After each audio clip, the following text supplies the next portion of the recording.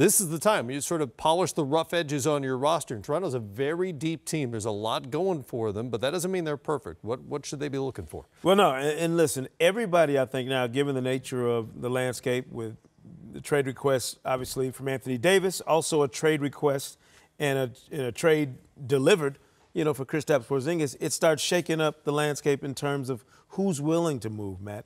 And I think if you're looking at Toronto, there are a couple of different ways you can go with home run moves that would put you in a position to say, all right, we're ready in the East to really, swing an axe in the playoffs and announce ourselves as the team to beat.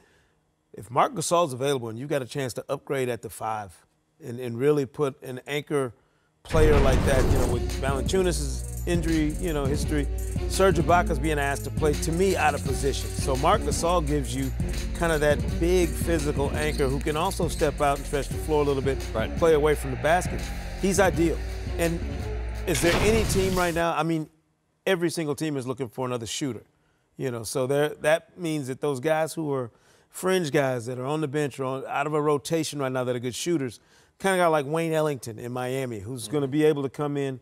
And it's not about him picking up your offense or figuring out where he fits, in terms of his role, but just being a guy who can knock down shots. Just can come off a screen, knock down a shot. Ellington, on a Miami team where you have so many like-minded pieces, I mean, they got to have the league lead for guys 6'3.5" to 6'5", on that roster right now.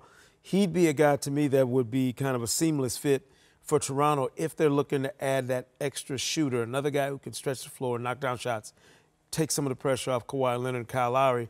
Ellington would be a guy who fit that mold to me if you're the Raptors. I think there are a number of teams who are going to be interested in Wayne Ellington because of his contract and because of his particular set of NBA skills as a basically a three-point specialist at this point in his career. It'll be interesting to see what the market is and what Miami can extract from another team trying to get him. But for a Toronto team that is 19th in the league in three-point shooting and is taking more of them the last couple of seasons, he or somebody of that ilk, somebody who can come out off the bench and spread the floor a little bit, certainly would make some sense.